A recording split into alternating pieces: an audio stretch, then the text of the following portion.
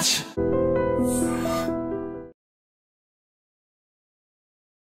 హరీష్ గారు నమస్తే అండి, బాగున్నారా? రెండోసారి నమస్తే అండి మీకు.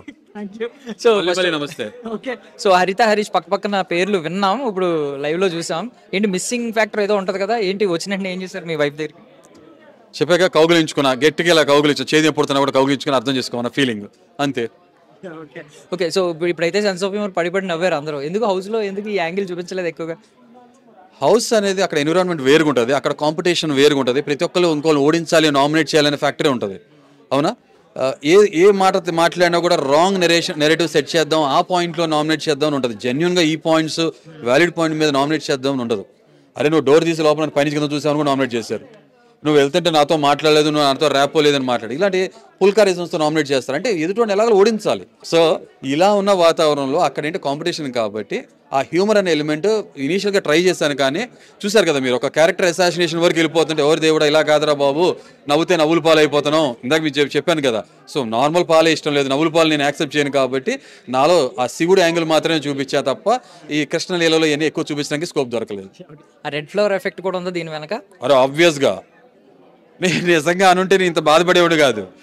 ఎవరో ఏదో మాట్లాడుతుంటే నేను ట్రాన్స్లేటర్ కొరియర్ బాయ్లా పనిచేయడం వల్ల అది ప్రాబ్లం అయిపోయింది. సో ఇప్పుడు హెయిర్ అయితే గ్రో అవుతుంది. నిజంగానే ఎవ్రీ వీక్ చేసుకునేవారంటే ఖచ్చితంగా గుండు కోసం, ఉన్న రోజులు గుండు ఉండాలని చెప్పారు కదా? అంటే అలా అని కాదు. యాక్చువల్ నాకేం చెప్పారంటే అగ్ని పరీక్షలో చేసిన తర్వాత షో ఫార్మాట్ కంటిన్యూటీ కనబడాలి కాబట్టి మళ్ళీ ఫైనల్ ఎపిసోడ్ అప్పుడు మళ్ళీ ఇంకోసారి చేయమన్నారు, క్లీన్గా స్క్రీన్ మీద కావాలని. దాని తర్వాత మళ్ళీ షోలో వచ్చినప్పుడు కంటిన్యూటీ ఉండాలి కదా, మళ్ళీ ఇంకోసారి చెప్పారు. పద్దగా చేస్తుంటే మా వైఫ్ ఏమో ఈయన బయోటిన్ లడ్డూలు అవన్నీ చేస్తుంటే వస్తుంది పీకుతున్నా చెకాకు వచ్చి పోతే పోయింది అనుకున్నా. కానీ లేదు, షో పట్ల నాకున్న అభిమానం ఏదైతే ఉందో. తర్వాత డైస్ మీద వచ్చినప్పుడు సార్ ఇలా కంటిన్యూ చేస్తారన్నట్టు సార్ అలా అనుకున్నారు. తప్పకుండా సార్, నేను మాట తప్పే మనిషిని కాదు, మెయింటైన్ చేయాలప్పుడు మెయింటైన్ చేస్తాను. కానీ నాకు ఆర్గనైజర్ చెప్పారు యూ కెన్ గ్రో అని, ఇట్స్ గ్రోయింగ్ అంతే. బజ్ ప్రోమో వచ్చింది, అందులో కూడా కంప్లీట్ గా కార్నర్ చేసిన ఒక మాట, నేను ఇదే కంటిన్యూ చేస్తుంటే మనీష్ ఎవరు హరీష్ ఎవరో తెలిసేది కాదు. సో కొంచెం మెయింటైన్ చేస్తే బాగుంటుందని హెయిర్ పెంచుతున్నాం మొదలు పెట్టారు.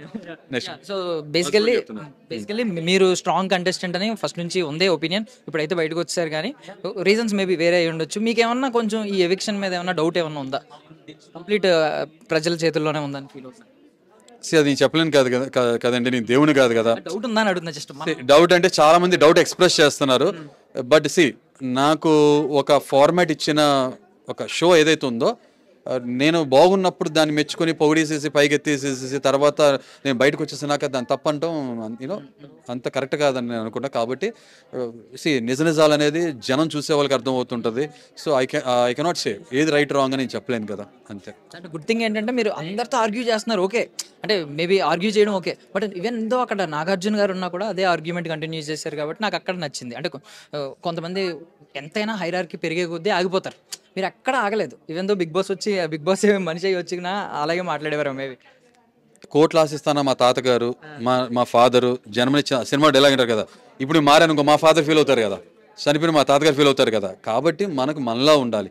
దేవుడు వచ్చినా కూడా మనకి ఏదైనా చెప్పాలనుకున్నప్పుడు నేను కొండ బద్దలు కొట్టి చెప్పగలిగే ధైర్యం ఉండాలి. ఉపకారం తింటున్నాం కదా, బట్ ఏంటంటే విత్ డ్యూ రెస్పెక్ట్. నాగార్జున గారు అంటే ఆయన పెద్ద ఆయన కాబట్టి ఆయనకు ఇవ్వాల్సిన మర్యాద ఇస్తూ మనం చెప్పాల్సిన పాయింట్స్ పెట్టే విధానం మార్చుకుని పెట్టడం, ఎంత సింపుల్. అదే చేస్తాను. సో పక్కన పెడితే మీకు తెలియదు అక్కడ గుండంకులను ఒక మాట అన్నారు, బయట చాలా చోట్ల చాలా మంది దాన్ని ట్రోల్ చేశారు, మీమ్ పేజెస్ అవి ఇవి. అండ్ ఈవెన్ దో బయటకు వచ్చిన తర్వాత బజ్లో కూడా రెడ్ ఫ్లవర్ ఇచ్చి, ఇది కొంచెం మీకు ఏమన్నా హ్యూమిలియేటింగ్ అనిపించిందండి?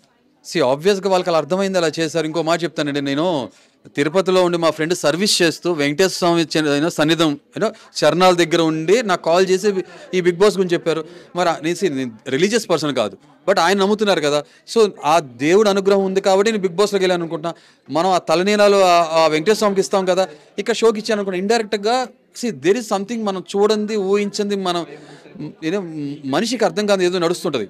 ఓకే, సో అదే జరిగింది అనుకుంటా. సో ఇప్పుడు నన్ను నిజంగా గుండంకులను పిలిచే వాళ్ళందరూ కూడా వెంకటేశ్వర స్వామిని అంటున్నారు అనుకుంటాను. సరే వాళ్ళ విచక్షణ వదిలేస్తా, వెంకటేశ్వర స్వామిని ఎక్కిస్తానంటే ఎక్కచ్చమనండి, ఇవాళ గుండు చేసుకునే వాళ్ళందరూ అదే కదా.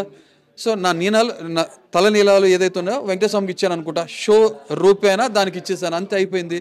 తర్వాత మన పెద్దోళ్ళు చనిపోయినప్పుడు గుండు చేయించుకుంటాం కదా, అదే అనుకుందాం. సో వాళ్ళు ఇప్పుడు ఎలా బాడీ షేమింగ్ చేస్తారనేది వాళ్ళ విచక్షణ వదిలేస్తున్నా, అనుకోమనండి. అండ్ గుడ్ థింగ్ ఏంటంటే మీకు గ్రో అవుతుంది, మీరు వాళ్ళు కూడా కాదు. So no issue. I'm not bald, I'm very bald. చెప్పే కదా, ఐ ఆల్రెడీ టోల్డ్. ఫస్ట్ ఆ గుండె అటెంప్ట్ లోనే అమ్మో ఈ మనిషిలో ఏదో ఉంది తెలియని కోణం. నవదీప్ గారు ఒకరు పసిగట్టారు, గ్రీన్ ఇచ్చారు. బట్ తర్వాత ఇక్కడికి వచ్చిన తర్వాత మీకు ఎక్కడైనా స్కోప్ దొరకలేదా? మీరు ఏమన్నా కొంచెం ఏమన్నా నేనే కొంచెం తగ్గాను అని ఏమన్నా అనిపిస్తుంది? అంటే ఫస్ట్ వీక్ మీరు అబ్జర్వ్ చేస్తే టాస్క్లు టెనెంట్స్కి పెట్టారు, మాకు లేవు. అవునా, మేము కాల్మీ కాలేజ్ గురించి చైర్లో కూర్చొని అలా ఆడుతుంటే చూస్తాం, నామినేట్ చేయడం అదే కదా. సెకండ్ వీక్ వచ్చేప్పుడు నాకు ఇలాగ ఈ ఏదైతే ముద్ర పడిందో దానివల్ల నేను సెట్ బ్యాక్. తర్వాత మళ్ళీ టాస్క్ వచ్చేప్పుడు నిదానంగా పుంజుకుంటాం. తర్వాత కొంచెం హెల్త్ సంబంధించి కొంచెం చిన్న ఇష్యూస్ ఉంటాం, ఇంతే తప్ప ఏమో ముందు నేను నిజం చెప్తున్నా, ఓనర్ నన్ను చేశారు. నిజంగా ఉండుంటే వేరే రకంగా ఉండేదేమో. ఆ కంచుకోట ఏదైతే ఉందో ఆ ఓనర్స్ మధ్యలో కూర్చుని ఆటోమేటిక్గా మూల నుంచి సెంటర్లోకి వచ్చి వేరే రకంగా ఉండేదేమో. అంటే బయట బజ్ మీకు తెలియదు కాబట్టి నేను ఒక ఇద్దరు పేర్లు చెప్తున్నాను. వాళ్ళిద్దరికి తనుజ గారు ముందు నుంచి ఉన్నారు కాబట్టి ఆవిడకి బజ్ ఉంది. సుమన్ శెట్టి గారు కూడా చాలా పాజిటివిటీ ఉంది బయట. మీరు ఏం చెప్తారు వాళ్ళిద్దరి గురించి? నేను ఆల్రెడీ చెప్పేసా కదా, తనుజ గారు వెరీ ఎమోషనల్ పర్సన్, కొంచెం ఓర్పు సహనం తక్కువ, తొందరగా చికాకు విసుకు ప్రకటించేస్తుంటారు. కొంత నా ఫేస్ కూడా అలాగే ఉంటుంది, అలాగే ఉంది. సో కొంత ఐడెంటికల్గా మ్యాచ్ అవుతుంది. అయితే కొంచెం ఏంటంటే నేను నా ఓటమి ఏదైతే ఉందో నేను చాలా స్పోర్టివ్గా తీసుకుంటాను కొన్ని విషయాలు. ఆవిడ కొన్ని విషయాలు తీసుకోలేరు, ప్రతిదానికి కూడా ఇది కొంత ఎమోషనల్ అయిపోతారు. అదొకటి తనుజ గారి దాంట్లో నేను నోటీస్ చేసింది. అలాగే సుమన్ శెట్టి గారి విషయంకి వచ్చేప్పుడు చెప్పా కదా, నా మిత్రమా అని చెప్పి నేను పిలిచా. Okay, I really mean it, ఇవాళ రేపు కూడా ఇప్పుడు కూడా. బట్ ఆయనలో మనం ఏం మాట్లాడితే మనకి నెగిటివ్ అయిపోతుంది అన్నట్టు కొంత సేఫ్ ఒపీనియన్ ప్రజెంట్ చేయకుండా ఉంటాం. అదొకటి మాత్రం నేను ఆయన మీద ఉన్న కంప్లైంట్, అదొకటి మార్చుకుంటే బాగుంటుందని ఆశిస్తున్నాను, అంతే సార్. మీరు మాస్క్ మ్యాన్ కింద ఎంటర్ అయ్యారు కానీ ఒరిజినల్గా ఇంకా మాస్క్ క్యారీ చేస్తున్నారని ఒకరి పేరు చెప్పండి. చాలామంది మాస్క్ క్యారీ చేస్తున్నారు. అదే చెప్పే కదా, ఇమాన్యుయల్, భరణ్ని, ఓకే, సంజన లేనిపోయింది క్రియేట్ చేస్తూ ఒకటి చేస్తున్నారు, కంటెంట్ కోసం కనపడటం కోసం చేస్తున్నారు అని నాకు అనిపిస్తుంది. పవన్ నేను ఇంకా టూ ఇయర్లీ నేను చెప్పలేను. ఇంకా చాలామంది వెళ్ళిపోయారు కదా, ఇంకెవరు ఉన్నారు? ఇది నాకు అనిపిస్తుంది. రాము అలా కనబడట్లా నాకు, రాము తనలానే ఉన్నారు. ఇంకా ఎవరున్నారు? రీతు చూస్తున్నారు కదా, అది రీతు. మరి అది మీకు కనపడేది నేను చూసేది, మరి అది ఎంతవరకు జెన్యూనో, అది ఎంతవరకు జెన్యూనో కరెక్టో అది తెలియదు. అంటే మరి బట్ ఏంటంటే ఒక రకమైన కంటెంట్ అయితే వస్తుంది కాబట్టి కంటెంట్ కోసం చేస్తున్నారు, లేకపోతే రియల్గా వాళ్ళ ఎమోషన్స్ నాకైతే ఐడియా లేదు. అంటే మన కార్నర్స్ లో కూడా ఇప్పుడు పవన్ ఉన్నాడు, కళ్యాణ్ ఉన్నాడు, డీమన్ పవన్ ఉన్నాడు, కళ్యాణ్ ఉన్నాడు. కళ్యాణ్ అంటే అంటే కొంత ఈ రిలేషన్స్ ఫ్రెండ్షిప్స్ ఆ మాయలో పడిపోయారని నాకు అనిపిస్తుంది. మొన్న వీక్ టాస్క్లు ఆడారు కదా అది. సో నాకు దాంట్లో మాస్క్ ఏం కనబడట్లేదు. బట్ ఏంటి ఒపీనియన్స్ పెట్టరు వీళ్ళు.